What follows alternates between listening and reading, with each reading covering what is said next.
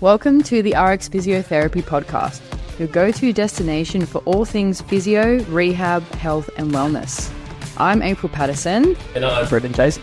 And each week we will dive deep into fascinating topics within the health world. From physiotherapy to nutrition and beyond, we cover it all. So sit back, relax and enjoy the journey as we explore the exciting world of health and wellness. And before we begin, we'd like to acknowledge the traditional owners of the land which we meet today, the Darawal people, and pay respect to elders past, present and emerging. Let's get started. Hello everyone, April here from RX Physiotherapy. And today I have Gunny with me to talk about hypermobility in the gut. I'm very excited to have Gunny here today. She is an absolute legend. She knows so much. Can't recommend her higher. And I would just love her to start off by giving you a bit of information on herself. Oh, thank you. That's a very nice introduction. Yes, I'm Gunny. I'm an accredited practicing dietitian and a sports nutritionist, as well as a weightlifting performance coach. And I've got further education in FODMAP diet for people with irritable bowel syndrome, and also in hormones. So that's kind of my specialty areas. Yeah, that's probably the intro of me. The other cool thing about Gunny is that she is also hypermobile and has experienced pretty much all the symptoms that we will talk about on this podcast. So I think that's just invaluable, having someone who can guide you through nutrition in a personal way as well too. So amazing. Let's get this started. So we'll let you take the floor. Yes, I would like to start asking you some questions so you can set the background, April. Yeah. So how does the hypermobility affect the gut's functionality? Yeah, so we've talked a lot on this podcast about EDS and hypermobility. So it's a connective tissue disorder that affects collagen. So collagen is essentially the infrastructure of the body. It is in all of the organs, the brain, the joints, the gut. It affects everything. So with hypermobility, you're going to have some changes to your gut, which we'll go into a bit further. But just before I do that, 20% of the population has hypermobility. Doesn't mean that you're going to have gut issues if you do score highly for hypermobility, but about 80% and even higher show at least one of the symptoms that we will touch on through this podcast. So definitely go and look at the score, the Baton score, and then if you score highly on that, have a look into the EDS profile, which you can find on the Ehlers-Danlos Society. Get your physiotherapist or your GP to help you go through that to see if you score highly for that. And then, yeah, from there you can see if it's worth investigating. So with hypermobility, the way that affects the gut is it makes it more stretchy. So you can think about when we eat, the food goes down into our stomach and then our little epiglottis sits over the top to stop the food from going back up. And then it goes through these two different tubes. Well, they end up being one tube, but the large intestine and your small intestine, and then they will exit out the body. With the gut, if it's more stretchy, it means that more can get stuck in a certain area, which has multiple different fallouts. So say if it's in the large intestine, you can get a lot of gut pain. So similar to when you're constipated, they call it dysmotility. So if you think about, you've got like a big stretchy tube and it can bend in different ways. If there's a lot of mass in one section and the tube is fold over, it's going to get stuck there. So the gut doesn't have any sensors for the gut only has sensors for stretch. If it had sensors for like chemicals and the rest of it, we would always be in pain. So it's really sensitive to stretch, essentially. So you get this extreme amount of matter stuck in one position, and it causes pain, so gut pain, bloating, the rest of it. So then that's the large intestine, but if you go into the small intestine, if that gets blocked, where we have all the large amount of bacteria, you can actually get bacterial overgrowth, and that can result in bloating, constipation as well.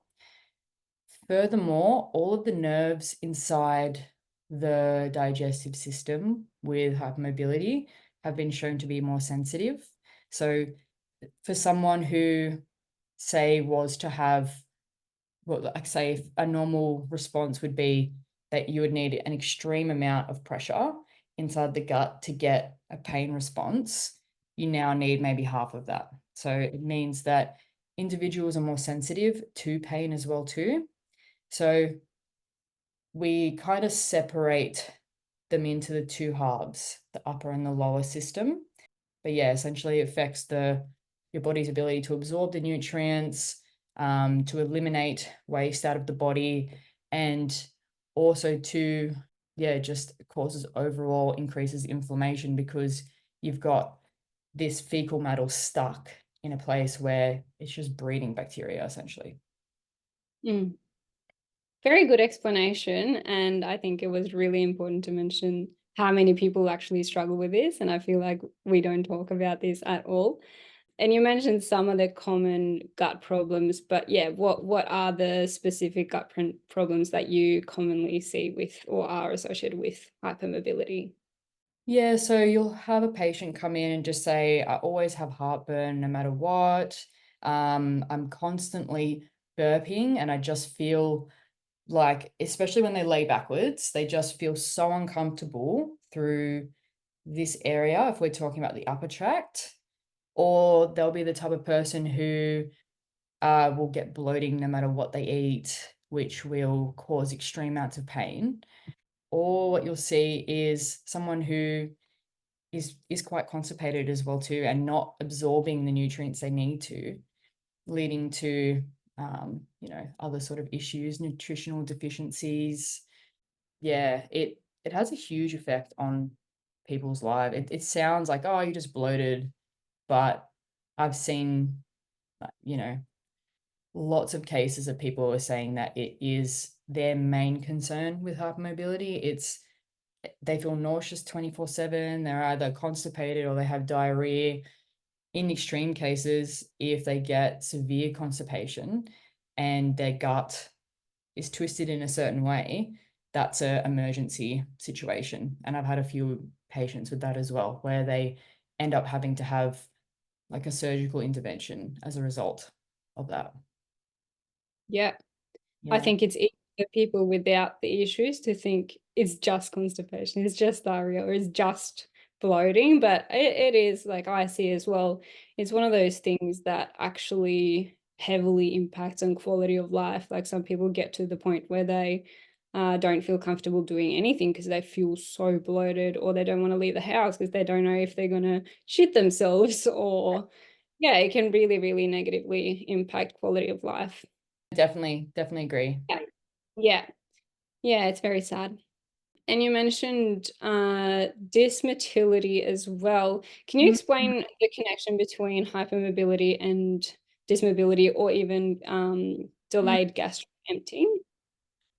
Yeah, so again, so imagine you got the tube and the person, like there's all this fecal matter stuck in one position. And so you've got a blockage up the chain. So your body is not only feeling very inflamed and in pain from that, but in the lower section, it allows the bacteria, so in the small intestine, to overgrow. And then you can also get bacterial overgrowth as well too, that cause lower tract symptoms of bloating and the rest of it. So this motility basically means that there's changes in the way that the fecal matter goes through the system. So we know that a lot of the toxins in our body are eliminated through our digestive tract. So if you're not going regularly, that's building up in your tract. And that's causing more than just issues in the gut. It's a systemic inflammation response as well too. So that's the term they give to when someone's ability for the fecal matter to go through the tubes is altered, whether it's slower or faster. That's really interesting, and that can also heavily impact other symptoms and again, the quality of life. Yeah. Um, and then talking more about like the specific other system, like we can start at the top. What role does hypermobility play in causing the heartburn and reflux issues? Yeah, so I think I touched on this just slightly before, but when you look at the upper tract, so say you've eaten something and your esophagus is your tube that goes down to your stomach, and then you have this little flap that sits over it to stop the food coming back out. And so you can breathe because we use the same tube to breathe and to take food into our stomach. So when you're hypermobile, that little flap is also hypermobile as well. So it has a higher chance of not being able to completely keep that tension there. The other thing too that happens is in the esophagus, there's a higher chance of having a hiatus hernia, which is where the esophagus wall, because it's so stretchy again, it starts to balloon out, and the pressure is essentially, instead of having this nice tube where the epiglottis sits over it, now it's bending out like this, which is changing where the epiglottis sits down here as well. So it's just allowing more like acid from the gut to come back up, and that's what's causing the burping and the heartburn symptoms, which is essentially the nerves in the esophagus becoming irritated and giving like a pain response that essentially is like globally through here. So that in my practice is very common with individuals with hypermobility, and it's so frustrating for them because it gets worse when they lie down. Like every time I try to go to sleep, I have like this burning pain through here. And this is actually an interesting question for you. So they'll take different types of like heartburn medication, and then they report that that causes them to have diarrhea and just their stomach to just become super angry as well too. So Mm. they'll go to their GP, and their GP is essentially like, we can't really do anything about it. So it feels very frustrating for them because there's no answer to it. Yeah. Absolutely. I think that's very common with trying to fix one issue and then getting another issue. Yeah. And we'll talk more about what we can do in diet and lifestyle a bit later. But moving down a bit, you touched a bit on the bloating as well, but do you want to elaborate a little bit more on how the hypermobility contributes to the bloating in individuals? Yeah, definitely. So again, just imagine you have like a really long tube that's folded back on itself to save space in the gut. If you've got a blockage upstream, that's going to cause everything above it to essentially increase in it, like it can't move through. So all the bacteria that sits there is just growing and creating more byproduct, which is causing the gas. It's the little bacterias eating the food in the digestive system. So it causes this extreme amount of bloating, which is very uncomfortable for people. And it also makes them feel like they're, no matter what they eat, they can't lose weight. And sometimes it can actually just be that they're very bloated as well too. So yeah, does that answer your question? Absolutely, it does. And again, it's just so sad how it affects quality of life. I know many people just, it affects how they want to dress that day because tight clothes can be annoying, but they want to feel nice, especially girls with like Yeah. tight jeans or something. And it just really restricts what you can wear and what you feel comfortable in. Yep. And then moving further down, you did touch a little bit on constipation as well, but do you want to elaborate on that as well with hypermobility, how it relates to constipation problems? Yeah. So yeah, again, if you've got that, your tube is so stretchy that it's folded back on itself, and you've got all this fecal matter just sitting there, and your body's, essentially continuing to eat, and there's more getting backed up. You're also going to feel more bloated as well. And you're not absorbing the nutrients as needed too, because throughout the whole tract, there's different things your body gets from it. So what I hear from clients is that they'll feel really constipated, and then all of a sudden they'll just get a quick eject, like it'll just eject out and they'll get diarrhea. So it kind of swaps. So they're not Yeah. actually going into the small intestine, and like, it's not getting its full ability to absorb in different stages. Mm. Yeah.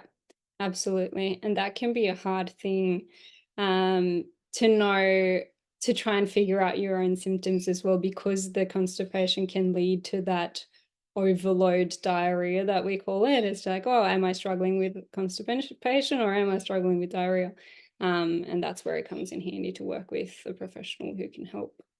Yeah. Um, and then, like, in talking about how, yeah, to actually diagnose and find out what's going on. What diagnostic tests are typically performed to assess gut issues in people with hypermobility? Yeah, so this is one that I actually had to research, because I usually will refer the client to a GP to investigate it. But that what I found was that they'll do different tests to see if there's bacterial overgrowths. They'll look into like a colonoscopy. They're essentially trying to see if there's extra inflammation levels as well too. But that's something that I would actually like to know more about, so that when people ask me, I can say, go and talk to your GP, go and talk to your dietitian about this, and these are the tests that talk to them about, I guess. Yeah. And I guess people should always see their GP to get a formal diagnosis, but it's always helpful when we as allied health can guide them in the right direction with what sort of test they might need. Yeah. Um, so yeah, I agree. That's very interesting. And lastly, just because I have experience with this with my hypermobility as well, do you want to elaborate a little bit on POTS and how this impacts the digestive system in individuals with hypermobility? Yeah, so POTS is such a complex condition and has such a huge impact on people's lives. And it's really hard to, like, people don't pinpoint it. They don't go, oh, I must have POTS. They're like, oh, I feel anxious all the time. Oh, I feel nauseous all the time. Oh, every time I exercise, I feel really weak and my heart rate goes up. Essentially, when you have POTS, your body is not maintaining your blood pressure against different forms of gravity. So when you stand up, your blood vessels should constrict and push blood up. But for whatever reason, they're not actually sure why there are changes with hypermobility, or why POTS actually is a thing, but it's not matching that. So the heart rate is going to increase to try to basically pump more and more and more blood through the system. So then you end up with this really high heart rate, which then the body perceives that as, my heart rate's really high, I must be stressed and anxious. So it results with a cortisol dump. And then people feel really like shaky and like, I just feel anxious for no reason. Um, and yeah, when people get a name for it, they're like, oh my God, yeah, this makes total sense for me. The most frustrating thing is that a lot of professionals, it they don't want to give someone that label, because it's like a it's like a diagnosis of observation and elimination. But what my advice is just keep pushing for it, because it has a huge impact on the body. So don't let anyone tell you that it doesn't, because it definitely does. There's so much research out there about that. But the way that it affects the gut is, we know that when we're in a stress state, all the blood gets pulled away from the gut to the extremities of the body. So if you're constantly in a fight or flight stage, your body does not care about digesting food. It's like, we're going to die. We need to run.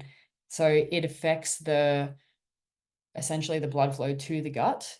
And we also know that when we have high levels of cortisol, that it affects our gut as well too. So if your body's constantly just stressed by trying to maintain its blood pressure against gravity, then your gut is going to see a huge ramification of that. And yeah, I see a lot of people come in and say things like, um, they went through a really stressful period.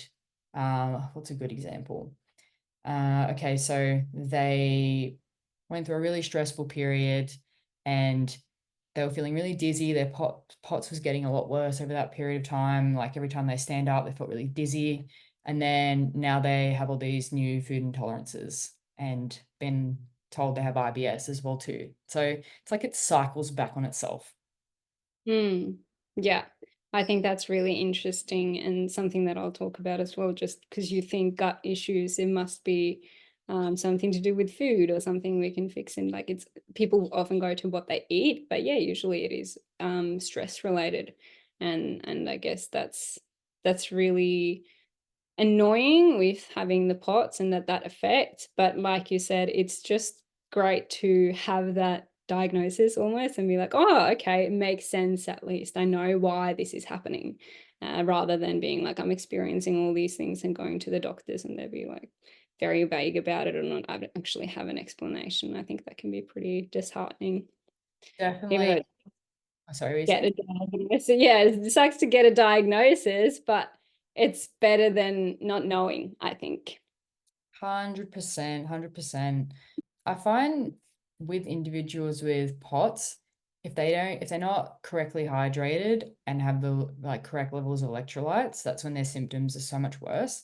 But Mm. I've seen so many individuals not get rid of their symptoms, but let's say they've had like 100% increase in their symptoms just by proper hydration. And it makes sense, right? If there's more blood in the actual system, your body actually, it's easier for it to maintain your blood pressure. Yeah, I feel that massively. It Yeah. was like, when you first introduced it to me, it was like, "Ah, ding, ding, ding, this makes so much." I kinda hadn't noticed the things with, like, hydration and stuff and heat affecting me really badly, but then it was Yes. just like, "Oh, this feels so good to know why." Yeah, you don't I'm feel not crazy. actually critically ill, it's just the POTS. Yeah, and it's so important that people don't go, "Oh, I'm just being lazy. I need to push through." Like if your heart rate Yeah, is really high and you're feeling sick and nauseous, you're literally stressing your body out so much by continuing to exercise through that. So, yeah. yeah, Yeah, I think that's really good and important, as you say, just to make the considerations and make adjustments needed for you. Because, yeah, many people and other people not knowing can be like, oh, just push through because they can push through, but it's a different situation, different symptoms. Should always train according to our own abilities and health condition. 100%, 100%. So true. You get home and you're like, I can't move for a day. I'm so exhausted. And that's just your body like coming out of that cortisol high and it's trying to repair itself. Whereas I always inflated that in the past with, wow, I must have worked so hard. But Yeah, yeah, yeah. No, yeah, it's very interesting. Cortisol in general, really interesting. And I'll talk more about the stress and stuff when we go into more dietary strategies now, I guess. yes, I'm so excited. Gunny, as a dietitian, how do you approach managing digestive symptoms in individuals with hypermobility? Yeah, so I approach it similar to just digestive symptoms in general, because it's usually similar. So I always look at it holistically, like we've spoken about. It's not just diet that can impact, it's obviously a lifestyle factor here and a genetic thing that is affecting. Stress, as we spoke about, is going to impact the gut health. So I look at stress in the life, activity levels, they're also a stress. And I'll speak more into details about these later on, but I look at that and meal times. So, more specifically, stress around eating and how people are eating their food, relationship with food as well. If there's any poor relationship, that can lead to binging or unregular meal patterns. Medications obviously can affect as well, which we'll talk more about. And then inflammation, as we spoke about, is a huge thing for people with hypermobility. So causes for inflammation. And then obviously diet. So the first thing I always do is to rule out medical conditions, which is looking into the diagnostic testing that you spoke briefly about. And for me, the most important thing is other gastrointestinal disorders, for example, celiac disease. It's important for me that they're first tested for celiac disease and that they're tested still eating gluten. Many people take out gluten before they get the test, and that can actually lead to false negative results. So make sure they're eating gluten, get a celiac test, and test for, so exclude celiac disease, exclude inflammatory bowel disease, which is like an inflammatory marker they can look at, and then other things they can pick up with scope, as you spoke about. Once all of those are excluded, actually figure out if there's a diagnosis of IBS, as we mentioned as well. Only a doctor can diagnose with that. So either receive a good diagnosis of IBS or understanding what is the actual issue. So where are the symptoms? Are they up in the throat? Is it reflux related? Is it bloating? Is it constipation? Is it diarrhea? If it's not an IBS diagnosis, it can be more of a functional diarrhea or functional constipation problem. And that just changes my approach a little bit because there is likely to be less pain in those situations. But there is a lot of IBS in hypermobile people. For this condition, it's normal to start looking at the FODMAPs, which are carbohydrates pretty much. So fermentable, oligo, mono, what is it even now? And polyols. These are just things that, again, we spoke about the oversensitivity in the gut of hypermobile people. It is that over communication with the brain because the gut and the brain speaks to each other. So these things are things that all humans react to, but people who are hypermobile or with IBS are just going to react stronger. Like you said, the threshold is lower. So we might have to manipulate those foods. The other thing with hypermobile is it can be a food chemical intolerance, especially histamine, as we have spoken a lot about. So interesting. So yeah, figuring out if that is a trigger, it's just figuring out which food trigger might be worsening the symptoms, and then I will work out a strategy based on that, really. Make it really individual to them. Yeah. And that's the thing. You can't really suggest one approach for all people with hypermobility here. So I think it's more valuable to go through each of the symptoms. And then again, even with going through each of the symptoms, we're not going to have one strategy for all of those because, yeah, we digest things differently. We live different lives. We have different genes. Different mental health. So it's not going to be the same for everyone, but we can try and work our way through and talk around some symptoms. Yes. No, it's so good that you take such an individual approach. And I have been a client of yours and been on the other end of that, and it helps so much. So that's amazing that you do that. And just in terms of, I know we can't give like the general advice for everyone, but could you just talk about some dietary interventions that you commonly implement with individuals with hypermobility to help reduce inflammation? Yeah. So that's really interesting because there is often increased inflammation in people with hypermobility, and inflammation can happen due to many things. And as we've said, like extra stress in their lives can increase inflammation. So again, I would look at those lifestyle factors, and training intensity is a big stress as well. People think stress is just work stress, relationship stress, a breakup, or anything like that. But training excessively is also a stress. If you're not nailing your training volume to recovery ratio, that's a stress. So I would look at that.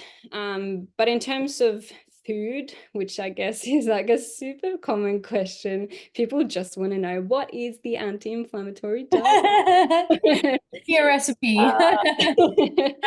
And I guess Yeah, it is no anti-inflammatory diet for everyone, just because what I said earlier, the triggers are going to be different. So someone who are triggered by histamines are going to have to limit those foods that are high in histamine. So they're inflammatory for some, and that includes tomatoes. Like a tomato is something people think of as very healthy. So thinking of an anti-inflammatory diet, they might think, yeah, just vegetables, awesome. But that can be an inflammatory thing for some people. So for general advice, minimally processed, I'm going to say. The more processed a food is, the more additives there are, the less natural it is to consume. So it's going to be foreign for the body. So the higher, not saying always, sometimes processing foods can be easier on the gut, but in many cases, those additives and the things that have been done with the food can increase inflammation in the gut. I'd say increasing whole foods and minimally processed foods, and finding your triggers and reducing stress in life. Those three things. Yes, no, it makes total sense. And this kind of leads into my next question. So they talk a lot about stress and mental health in gut symptoms. Mm. Could you just talk about that in terms of hypermobility and just in general as well too? Yeah, absolutely. And you touched on this already a little bit with the stress and how that increases blood flow elsewhere. So the blood doesn't actually go to the gut. So that's the first reason why stress impacts gut health, because if we're in a stress state, we're not getting blood to where the digestion happens. So digestion isn't supported. So therefore, yeah, food's not going to be digested properly, and that can cause bloating, diarrhea, constipation, and even lack of like and nutrient deficiencies, because we're not going to be able to absorb all the nutrients we need. So that's the first thing. We have the sympathetic and the parasympathetic nervous system. So the sympathetic is the stress response, so fight or flight mode, whereas the parasympathetic is the rest and digest, i.e. digest. We need this to be activated to be able to digest our food properly. So really being able to switch into that parasympathetic state, especially for meal times, is going to be super crucial for digestion. And if you think about most people, how they, for example, eat their breakfast or lunch on the go these days, no wonder people get some bloating and issues. But especially for people with hypermobility, I think this will just be should be a big priority for them. And then it's the other side. So I mentioned how the gut speaks to the brain. So we used to think this was just a one-way stream, but this is a bi-directional communication. So the gut speaks to the brain and the brain speaks to the gut. So like whatever is, you spoke about how bacteria breaks down food and produces different things, produces gases, but also good things for us, like nutrients and some fatty acids. And these metabolites also communicate with the brain. So whatever is produced signals something to the brain. So that can be a positive thing. If it's a positive metabolite, then that can contribute to good mental health. And then again, if we have anxiety, stress, depression, this can affect the gut negatively. So it's good in that we can know we can work on what we eat to positively impact our brain, which again is going to further positively impact our gut. So I think more opportunity here, but yeah, it is that negative side effect as well. If you're not, if your gut isn't happy, your brain isn't going to be happy, which is going to impact the gut again. So the really interesting thing with that is that often in gut, people with gut problems, if they're really stressed out, usually some gut hypnotherapy or even cognitive behavior therapy helps more than dietary changes for some people. Wow. So that, yeah, it's super interesting. So there are apps actually these days that I usually refer to if I think this can be more valuable than dietary changes. to utilize the gut hypnotherapy. And it's proven that, yeah, if you can just positively impact the mind, then that will positively impact the gut. Really, really interesting. That's really cool. That's so good. That's very interesting. So is it like a meditative state where you're visualizing certain things in the gut? Are you Yeah. visualizing the gut, or is it more? Yep, I haven't actually tried it myself, but it is, and it's not many people who can actually do this yet who are qualified, but it is like hypnotherapy, but more gut related. So you're like getting hypnotized to think about the gut working really well and bowel movements being healthy and no straining and, yeah, no bloating and pain, all this stuff, which is just so cool. That's so cool. That is so Mm, cool. mm. Yep. Very, very interesting.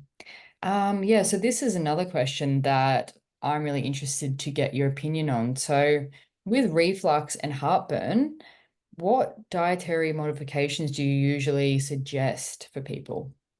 Yeah, and this is actually one of the ones where I like have a few very hands-on strategies because, yeah, again, it can be individual, but the very important thing is to keep meals smaller. Like you said, it's just the stomach filling, right? Because we don't want things to come up and back up the flap.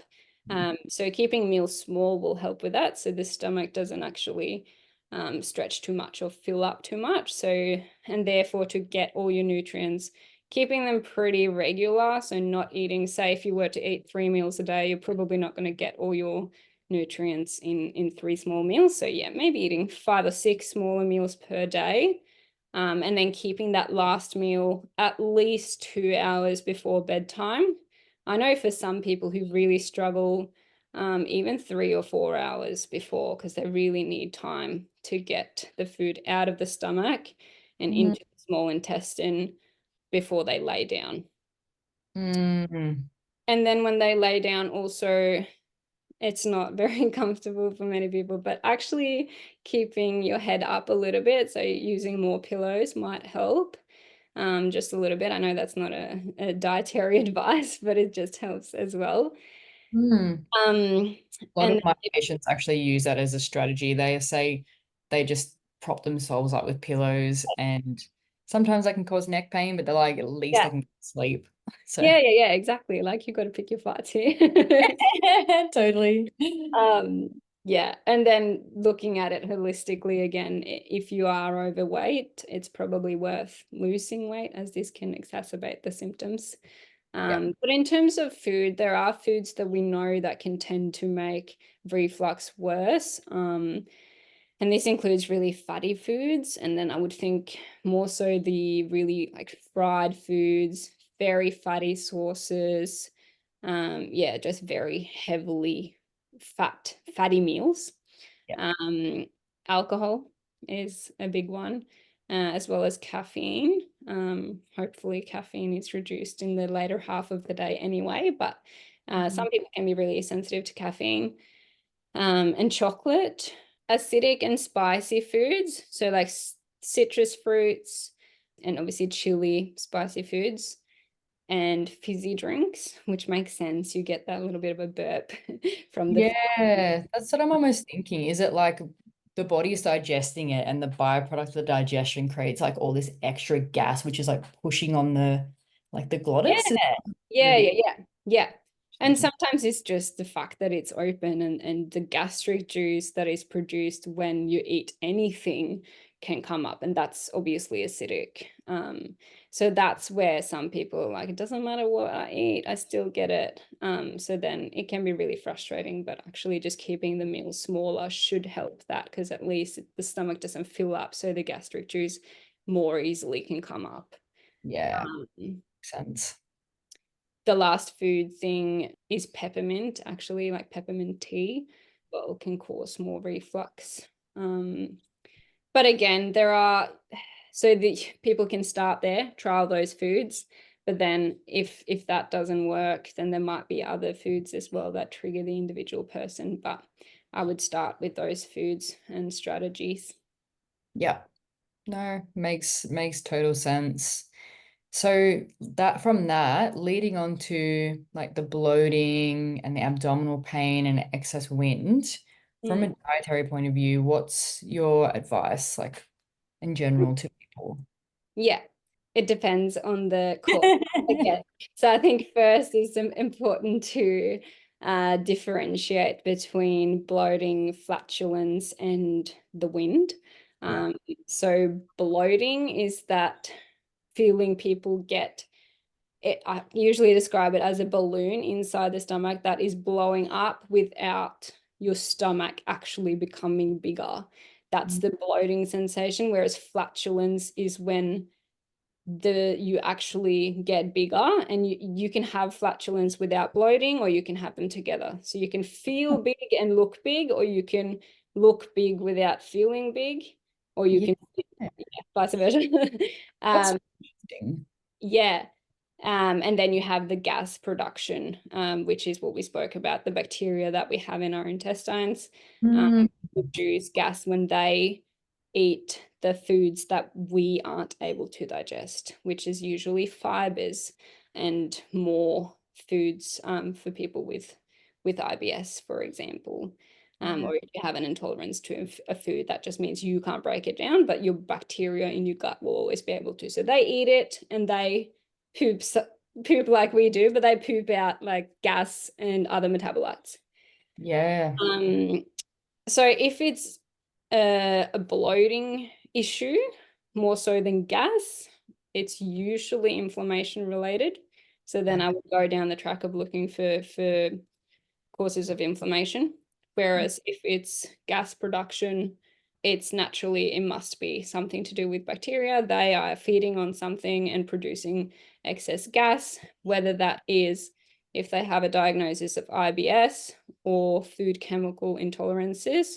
Great, we can attack that and go to a low FODMAP diet. So what that is, you just eliminate, you eat foods that are all low in FODMAPs and see if that makes a change. Same if we try and go down the food chemical pathway or Mm. low in food chemicals first and see if that alleviates any symptoms. Do you notice any like difference in symptoms if it's like the lower versus the upper, like the large versus small intestine? Yeah, I think you can notice pain in different areas. Some people very clearly describe they get bloated at the top of the tummy, so it's usually small intestine related, or they get the lower, which is more large intestine, Yeah. or like it can be hormone related as well. Like all the girls will know that they bloat more before their period, and that can usually be that lower part of the tummy as well. Mhm.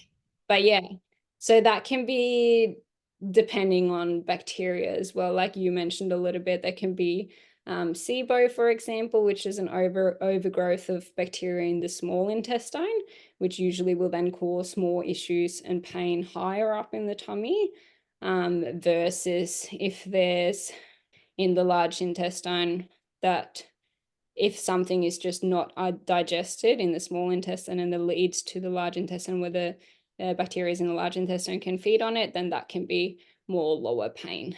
Or in many cases, as you said, how the dysmotility, so how the intestines actually expand, that can probably more often happen in the large intestine and it can kind of get Mm. stuck there. So that can cause pain in really specific areas. So I have a friend actually who had that like in the left side and just very specifically in one spot. And Mhm. then being on a scope, it was actually just, yeah, a pocket there where the intestine had stretched and food was getting stuck there, which can cause pain in a specific area. Which is Like, so frustrating for people because like they have to go through these like because the tube's so long, right? So to find that pocket, you have to go through these things like colonoscopies and mm, so invasive. it is, and it's so horrible because you have to drink this drink to empty. And that is, I did colonoscopy, but it is the most horrible thing. Anyone who's done one will know what I'm talking about. Yeah, so as you understand, there are so many things that can be going on with bloating and pain and flatulence. But those are kind of the things that I would look for. And again, the stress of meal times, especially, because as I said, if we're not in that parasympathetic mode and not allowing blood flow to the gut where we need to for digestion, then food isn't going to be digested properly, and that can lead to the pain. Yeah. And just chewing food is a big one. I would actually start often there if like I see people like, firstly, are you stressed at meal times? Secondly, are you chewing your food properly? Because every bite you don't do up here is a bite that your intestines has to do for you. Mm. That will just put extra stress on the gut. So that can lead to either inflammation, pain, or diarrhea or constipation. Mm. That's And so interesting. yeah, it is. And again, it's like looking at dietary strategies again from there. You also have to rule out allergies. Again, so some people are actually allergic, and that's going to cause the pain. Many people these days blame it on an intolerance. If they aren't diagnosed, they will say, I'm intolerant to gluten or dairy, are the biggest two, which I think is important to mention, because over 80% of the people who self-diagnose with a gluten intolerance, the gluten isn't actually the trigger. So that's really scary in my eyes, because if you take out gluten, you take out a lot of products which have a lot of nutrients if you choose good sources of the grains and cereals, for example. And people take these out without thinking about what other nutrients they take out, and they don't know how to replace those nutrients. So I think, yeah, it's really important to just never self-diagnose with any allergies, intolerances, anything. Just always get guidance. And then this, you probably see, well, you definitely see this. Most of the foods that are gluten-free are so much lower quality. They're so much more processed. So, like before you and I started working together, and I decided that, well, we knew I had histamine sensitivities, which we were able to resolve with changing the frequency of my eating, increasing the frequency of like increasing my calories and all the other stuff. Yeah, the food quality that you get a lot of the time has so many additives, uh, Exactly. preservatives to make the fact that there's no gluten in them. So, and so much more sugar Yeah. as well. Absolutely. And that's the sad thing with all like gluten-free, dairy-free, vegan, all the popular like healthier foods these days are not actually healthier, because again, the more that's done to a food, the more likely it is that it's inflammatory. It's got additives that, especially for gut health, can be really harmful. Just to use dairy as an example, in lots of the plant-based milks, they add in, especially the barista milks, they add in an additive that is an antacid, so to reduce reflux, which again, like we spoke about earlier, forgot to mention that in the reflux part, that yeah, when you take antacids to reduce the reflux, this is reducing the acid in the stomach, which the body produces for a reason. This acid is needed to digest properly. So then reducing the acid, the food might not get digested properly. And this is the same that happens when we go from cow's milk to, say, a barista oat milk. You might get the antacids, which might be harmful for your digestion. Yeah, that's so interesting. Makes Mm. sense. Like the body has the acid in the stomach so that it can break down the food. Yeah, just reducing the acid, you're attempting, like you said, to fix one issue, but you're creating another issue, and that issue is that your food doesn't get broken down as well. And that's what we need to create energy and get nutrients. So Yeah. yeah. Exactly. So I think, just to long-winded answer here, but like a safe tip for anyone just with bloating issues, as we said, we need to find the individual triggers, but reducing processed foods is going to be helpful in most cases. Mhm. Eat a variety of whole foods. So vary your intake, eat lots of whole foods, minimally processed, eating regularly and moderate portions. So not doing the massive meals at night or anything, just spread them throughout the day. And then, yeah, again, focusing on the stress reductions, especially at meal times. So interesting. Yeah, since I'm just thinking about two other areas I should have asked in this question. What about like strategies for managing like diarrhea and constipation as well too? Yeah, yeah. So that's really interesting, and very related to the bloating, like you said earlier as well. Many people will have both, not just bloating. They usually have bloating with the constipation, or they have pain leading to diarrhea. So they usually appear together, and it's important to understand what the issue is. And there is so much we can learn from the poo. Like, I love talking about poo as a dietitian. I think people, the first time they see me, they just need to understand that we're going to talk about poo here. I'm going to know the consistency, color, and everything about your poo, because it's such a great health marker. Just seeing what comes out can really inform us in what we need to put in, really. So I would work on the same kind of things, look at it holistically, look at stress, look at activity levels. Medications, really big here. Same for bloating, that there can be a side effect of a medication or a supplement. So for example, I see this a lot because I work a lot with fitness people as well, supplementing with magnesium, which can be a laxative. It can cause diarrhea in many cases, depending on the type of magnesium that they take. So just looking at those things before even going into diet. And then it's looking at triggers again, getting a diagnosis. If it's IBS, then we go into the FODMAPs. If it's food chemicals, we go into the food chemicals. If it's none of those, usually you can get a long way with manipulating fiber intake. And that's the same for all gut things as well. Like I said, fiber is a thing that we can't digest, but the bacteria in our gut can digest, which is awesome. We get a lot of health benefits from the metabolites from the bacteria, but it can be too much. We can get overgrowth of the bad kind of bacteria, and it can obviously be too much. We can get too much fiber, which causes diarrhea, and we can have too little, which causes constipation.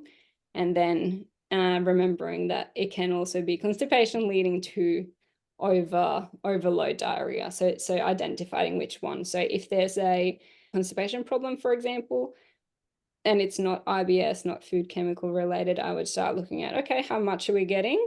And then looking into what types of fiber. So we look at fiber in terms of their ability to bulk up the stool. So they can be forming a gel kind of consistency, or they can be more harsh fibers that pretty much just pass through. So imagining diarrhea first, maybe then. If it's forming a gel, that's going to be heaps more beneficial than the ones that just pass through, because we want to form more of a bulky stool. So then using, yeah, more bulk forming fibers than the other fibers. The bacteria eating fibers is like a fermentation process, and some fibers are also more fermentable than other fibers. And in most cases, excuse me, I would actually go a lower fermentable fiber. One, we'll get into supplements as well, but one supplement that I often suggest is psyllium husk. Is a really good fiber that's gel forming and very little fermentable. So that can be pretty good for diarrhea and constipation in many cases. But I think more specifically, if we're going to go give specific tips for diarrhea and for constipation, I think diarrhea will be assessing food intake, processed food intake, again, just the inflammation leading to diarrhea, and also caffeine. I think we all know caffeine is that Let's little say, bit that helps sometimes. is it just that it makes it go faster through the system? Like, does it irritate the gut and the gut just goes everything out? Is that what happens? Yeah, it's just, it literally speeds it up. Depending on the quality of the coffee as well, it can be like mold in and cause other issues. But yeah, it speeds it up, which then, talking about constipation, can actually be a great tool to help. If you're not having caffeine, I would usually actually suggest maybe you should start drinking coffee. Try a cup a day, because then the effects of caffeine is going to be way less than the effects of constipation. And then fiber manipulation for each of them, as we spoke about, for both of them as well, reducing stress, and focus on mealtime, the chewing of the food, to reduce the load of the digestive system. In terms of like more relatable for you, it can be, I think you mentioned as well about prolapse, even having a tight pelvic floor, or just pelvic floor dysfunction can also affect bowels, especially maybe constipation. If you have an overactive pelvic floor, can be really hard to actually push, and that can lead to straining and constipation. So I don't know if you want to elaborate on that, but I usually would suggest, if I think that can be an issue in some cases, I would probably suggest referring to a physio. Yeah, so with the pelvic floor, you can think of it like a sling at the bottom of, like, down at your pelvis.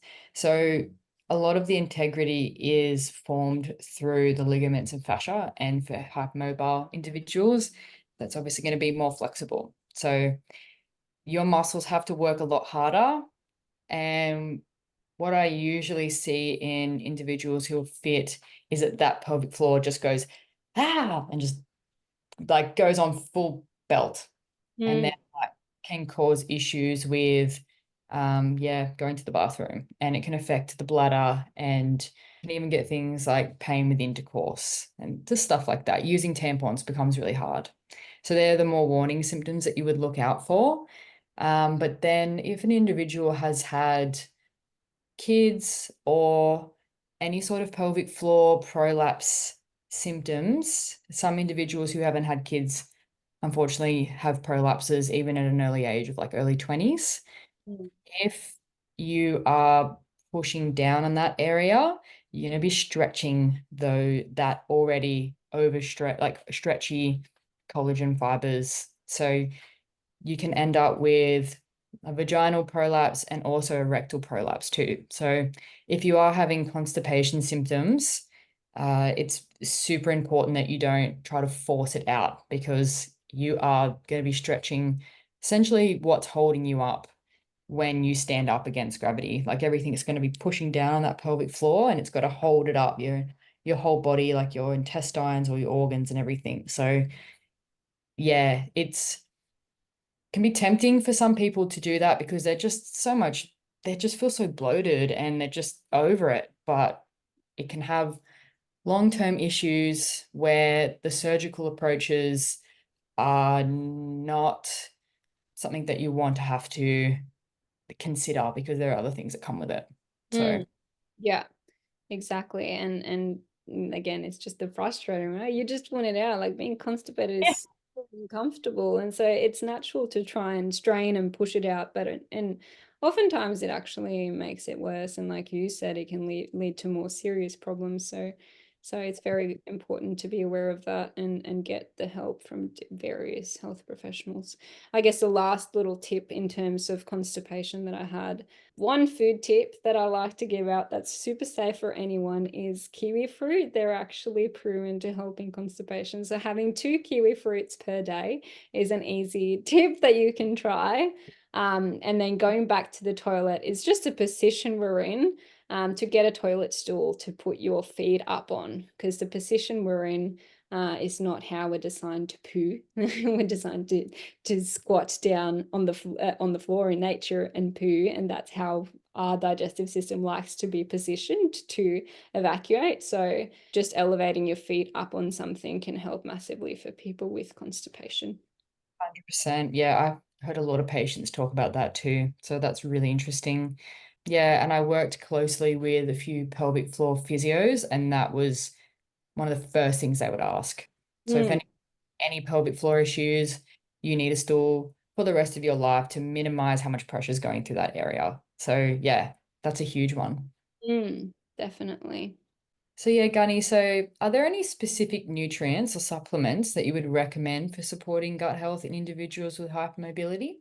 Yeah, the probably most commonly asked questions is like, my gut health is poor. What should I supplement with? Exactly. Which I understand. You just want a quick fix. But yeah, this is usually where I would go last. Always go to the lifestyle factors and diet first. No supplements can really outdo those things.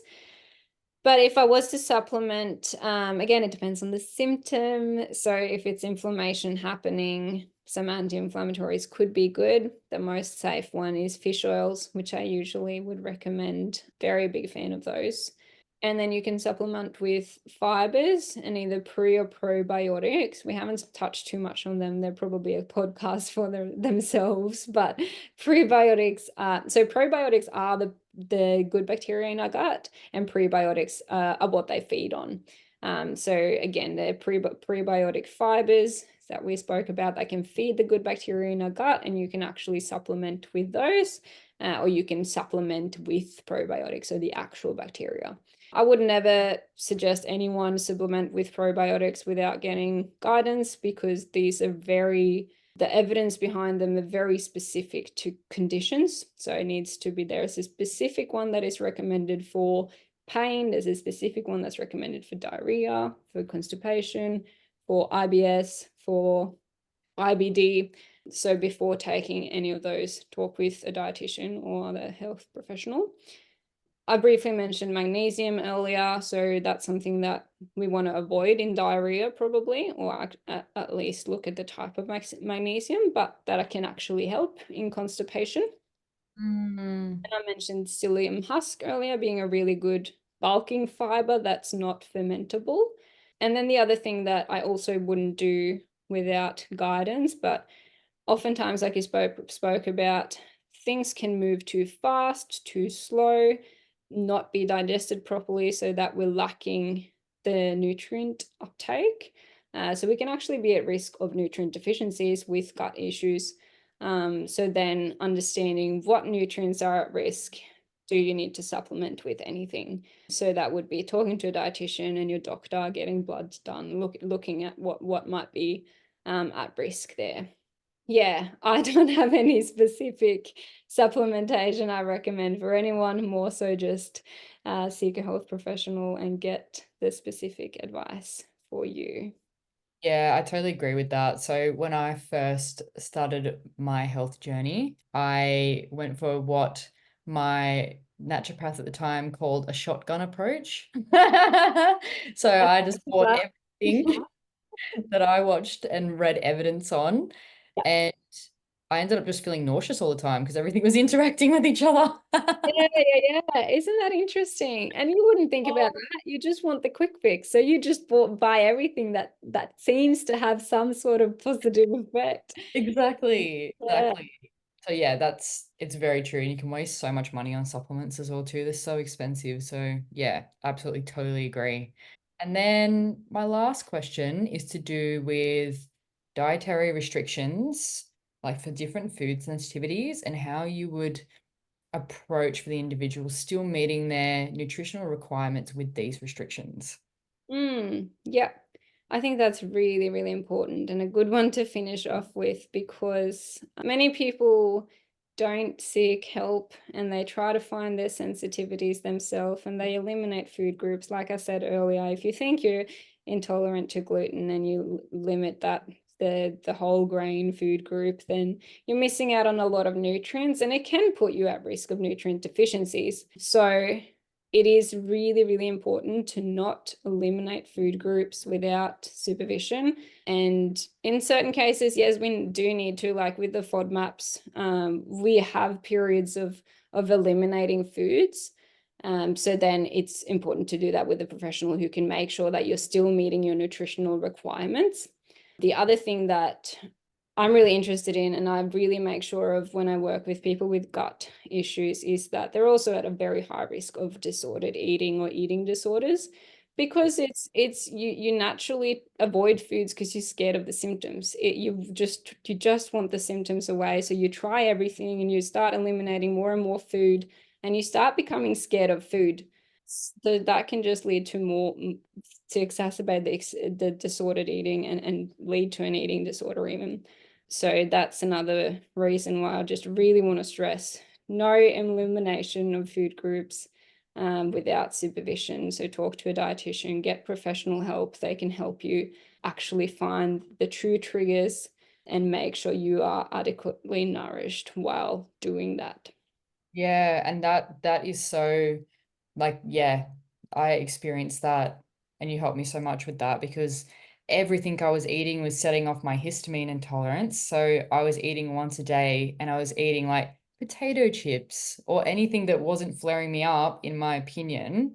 Yeah. But by doing that, I was just creating so much more inflammation in my body and making everything worse. So you're right. Like, I went onto Google and made all these diagnoses about myself and Yeah. kept myself in this cycle essentially of, and I was scared to eat foods. I would think to Yeah. myself, oh, I just don't want to. Like, I'm just going to end up really feeling really, you know, all the symptoms that I was getting from histamine intolerance. So yeah, totally.